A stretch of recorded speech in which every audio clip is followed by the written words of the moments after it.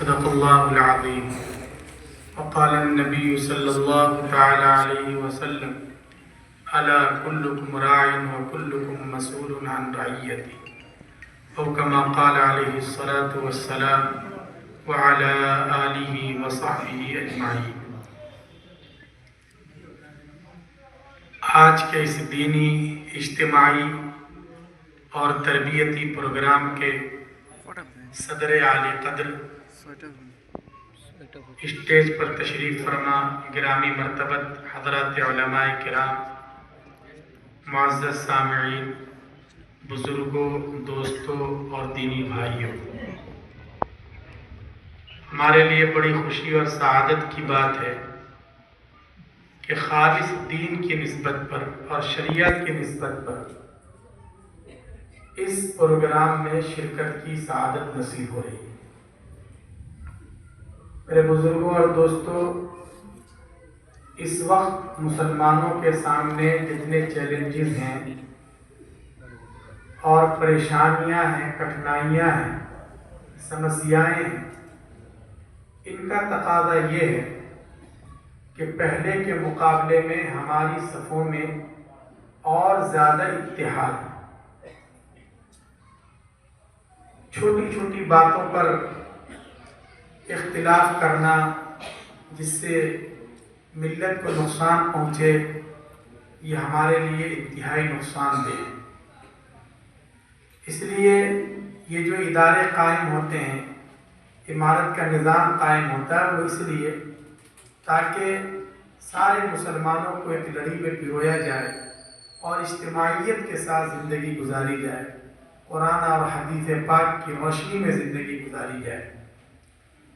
اور خود قرآن کریم نے بھی اس پر بہت زیادہ توجہ دلائی ہے کہ کبھی بھی تمہارے اندر آپس میں اختلاف نہیں ہونا چاہیے۔ تو اجتماعیت بہت ضروری ہے، اور اس وقت خاص کر جب کہ ہر طرف سے مسلمانوں پر الغار ہو رہی ہے۔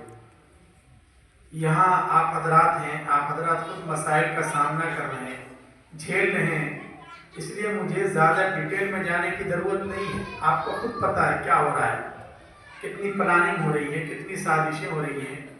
لیکن یاد رکھیے، اس وقت جو سب سے بڑا مسئلہ ہے، جو سب سے بڑا اٹیک ہو رہا ہے، وہ در حقیقت ہمارے ایمان پر ہو رہا ہے، ہمارے عقیدے پر ہو رہا ہے، ہمارے فکر پر ہو رہا ہے، ہمارے پرسنل لا پر ہو رہا ہے۔ تو اس لیے اس وقت کی سب سے بڑی جو سمسیا ہے اور سب سے بڑا جو مسئلہ ہے وہ یہ ہے کہ کیسے فیوچر میں ہمارے اور ہماری نسلوں کے ایمان کی حفاظت ہو سکے۔ ہر طرف سے جو شکنجہ کسا جا رہا ہے، حالات تنگ کیے جا رہے ہیں، اس کا مقصد ہی یہ ہے کہ لوگ اپنے مذہب سے گھبرا جائیں۔ وہ یہ سمجھیں کہ اچھا، اگر ہمیں مذہب پر رہنا ہوگا تو ہمیں تو بڑی پریشانی کا سامنا کرنا پڑے گا، ہم کسی اسکیم کا لابھ نہیں لے سکتے، ہمارے لیے ایک ایک کاغذ بنوانے کے لیے نہ جانے کتنے پاپڑ بیلنے پڑیں گے۔ تو لوگ گھبرا جائیں اپنے مذہب سے اور اس سے پھر پھرنے کے بارے میں سوچنے لگیں۔ تو اس لیے یاد رکھیے، اس وقت کا سب سے بڑا فتنہ یہ ارتداد کا فتنہ ہے۔ مسلمانوں کو ان کے مذہب سے ہٹانے کی جو کوششیں ہو رہی ہیں، یہ بہت ہی منظم طریقے پر ہو رہی ہیں، بڑی پلاننگ کے ساتھ ہو رہی ہیں۔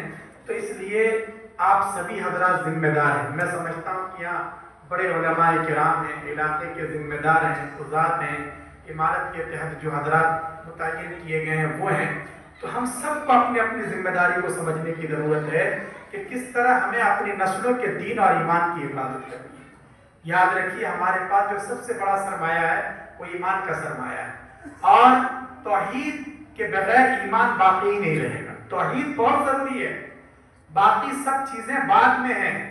نماز میں، روزے میں کوتاہی ہو جائے، ہو سکتا ہے اللہ تعالیٰ معاف کر دے، لیکن اگر عقیدے میں کوتاہی ہے، ہمارے نسلوں کا ختم نبوت کا عقیدہ صحیح نہیں ہے، آخرت کے بارے میں ان کی فکر صحیح نہیں ہے، تو پھر وہ بخشے نہیں جائیں گے، اس میں کوئی کمپرمائز نہیں ہو سکے گی۔ تو اس لیے ہمیں اپنے بچوں کے دین اور ایمان اور ان کے عقیدے کی حفاظت کی فکر کرنی ہے۔ ماشاءاللہ آپ کے یہاں اجتماعی نظام ہے، اور اس طرح تعلیم کے چراغ کو جلانا ہے۔ دیکھیے، اگر بچہ ہمارا کچھ بھی پڑھ لے، کچھ بھی بن جائے، ہم یہ نہیں کہتے ہیں کہ ہم ان کو سب کو حافظ ہی بنانا چاہتے ہیں یا ہم سب کو عالم ہی بنانا چاہتے ہیں۔ حالانکہ اگر بن جاتے ہیں یہ ان کی سعادت کی بات ہے. کوئی بھی حافظ بنتا ہے، عالم بنتا ہے تو وہ صرف نہ یہ کہ اپنی آخرت کو سنوارتا ہے بلکہ اس کی دنیا بھی اچھی ہو جاتی ہے. ہمارا کوئی حافظ، ہمارا کوئی عالم پرشاسن کے لیے کبھی مسئلہ پیدا نہیں کرتا، پولیس پر کبھی بوجھ نہیں بنتا. وہ تو دیش کا اچھا ناگرک بنتا ہے، اچھا انسان بنتا ہے. وہ دیش کے وکاس کے لیے اچھا یوگدان دیتا ہے اور وہ اس کو مدرسوں میں محبت کا پاٹھ پڑھایا جاتا ہے، مانوتا اور انسانیت کی تعلیم دی جاتی ہے. لیکن اس کے باوجود ہماری قوم کو اچھے ڈاکٹرز بھی چاہیے، ہماری قوم کو اچھے لائرز بھی چاہیے، ہماری قوم کو اچھے انجینئرز بھی چاہیے، ہماری قوم کو اچھے ڈگری ہولڈرز بھی چاہیے. تو اس لیے ہمیں سب کی ضرورت ہے اور سب کی فکر ہمیں کرنی پڑے گی. خاص کر یہ جو علماء کا طبقہ ہے یہ اپنی ذمہ داریوں کو سمجھیں. یہ صرف چند لوگوں کے لیے مکتب کا نظام قائم کر دیں یہ کافی نہیں ہے. ہماری بڑی تعداد اسکول میں ہے، ہماری بڑی تعداد ابھی بھی سڑکوں پر ہے، ہماری بڑی تعداد بچوں کی ابھی بھی کہیں تعلیم کے لیے نہیں جاتی ہے. ان کے دین اور ایمان کی فکر کون کرے گا؟ تو اس لیے ہم کسی اور پہ بوجھ نہیں ڈال سکتے. ہر ایک کی ذمہ داری ہے کہ ہمارے یہاں مکتب کا نظام درست ہو. تو چاہے ہم اپنے بچوں کو کچھ بھی بنائیں، کچھ بھی پڑھائیں، لیکن اس کے دل میں اور دماغ میں یہ بات بٹھا دیں کہ وہ پہلے اور آخری نمبر پر صرف اور صرف محمد عربی صلی اللہ علیہ وسلم کا غلام ہے اور یہی اس کی سب سے بڑی پہچان ہے. اس کو اچھا مسلمان بنانا ہے. اس کے بعد چاہے آپ ڈاکٹر بنائیے، کچھ بھی بنائیے، وہ سب آپ کو مبارک ہو اور ہمیں سب کی ضرورت ہے. لیکن ہماری جو سب سے بڑی ضرورت ہے وہ یہ ہے کہ ہمیں اسے عقیدہ توحید پر کیسے باقی رکھنا ہے. ملک کے لوگ ہم سے نہ جانے کیسے کیسے نعرے لگانے کو کہتے ہیں، کیسے کیسے گیت گانے کو کہتے ہیں، لیکن ہماری بھی تو مجبوری کو سمجھنا چاہیے. ہماری مجبوری یہ ہے کہ ہماری جو شریعت ہے ایک اللہ کے علاوہ دنیا کی کسی شکتی کے آگے، کسی پاور کے آگے، کسی دریا کے آگے، کسی سمندر کے آگے اپنا سر جھکانے کی بالکل اجازت نہیں ہے. ہماری شریعت کا آدمی رہے گا ہی نہیں، وہ مسلمان رہے گا ہی نہیں اگر وہ ادھر ادھر کے گانے لگانے لگے، اگر وہ ہر ایک کے سامنے سر جھکانے لگے، اگر وہ ہر ایک کی پوجا پاٹ کرنے لگے. تو اس لیے ہمیں اسلام کے ساتھ رہنا ہے، دین کے ساتھ رہنا ہے اور یہ ہمارا دستوری حق ہے، جمہوری حق ہے. تو اس کے لیے آپ حضرات ذمہ دار حضرات ہیں، ہم سب کو کوشش کرنا ہے، فکر کرنا ہے. مکتب کا نظام ہمارا بہت اچھا ہونا چاہیے، بہت مستحکم ہونا چاہیے. ہم نے باہر کے ملکوں میں دیکھا کہ جہاں خاص کر جیسے گجرات میں مکتب کا نظام اچھا ہے تو کہیں بھی کسی بھی ملک میں، چاہے وہ برطانیہ میں ہو، افریقہ میں ہو، ماشاءاللہ وہ اپنی تہذیب کے ساتھ رہتے ہیں، اپنے کلچر کے ساتھ رہتے ہیں. ان کے چہرے پر داڑیاں بھی رہتی ہیں، سر پہ ٹوپی بھی رہتی ہے. حالانکہ وہ بڑے بڑے بزنس مین ہیں.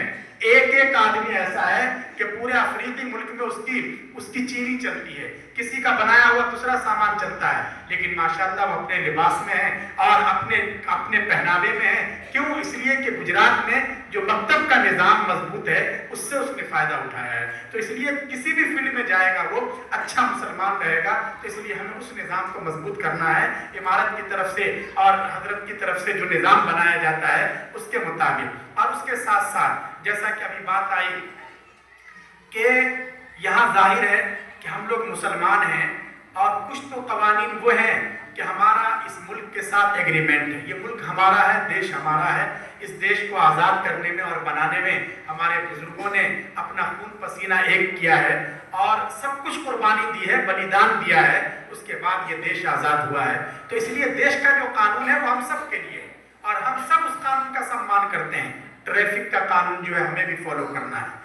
دوسرے جو قوانین ہیں چاہے دوسرے لوگ مانے نہ مانے، ہمیں اس قانون کی خلاف ورزی نہیں کرنی ہے. ہمیں دیش کی سمپتی سے محبت ہے، ایک چیز سے محبت ہے. لیکن اس کے ساتھ ساتھ خود ہمارے دستور نے، ہمارا جو کانسٹیٹیوشن ہے اس نے ہمیں آزادی دی ہے کہ ہم اپنے پرسنل لا کے مطابق اپنی زندگی گزار سکتے ہیں، شریعت کی روشنی میں ہم گزار سکتے ہیں. ہمارے پاس نکاح کا اپنا سسٹم ہے، طلاق کا اپنا سسٹم ہے، وراثت کا الگ نظام ہے. تو اس نظام کو نافذ کرنا یہ ہم سب کی ذمہ داری ہے. ہم یہ نہیں کہہ سکتے کہ ہم ایک غیر مسلم دیش میں تھے اس لیے ہمیں پتہ نہیں تھا. نہیں، یاد رکھیے اس دیش میں ہمیں اس کی اجازت ہے اور ہمیں اس کا حق ہے اور ہم شریعت کی پابندی ہمارے لیے ہر حال میں ضروری ہے. یہاں ٹھیک ہے اگر کوئی کسی کا مرڈر کرتا ہے، یہاں شریعت کا قانون نہیں ہے، ملک کا قانون ہے، فوجداری قانون ہے، اس کے اعتبار سے یہاں ایک کام ہوتا ہے.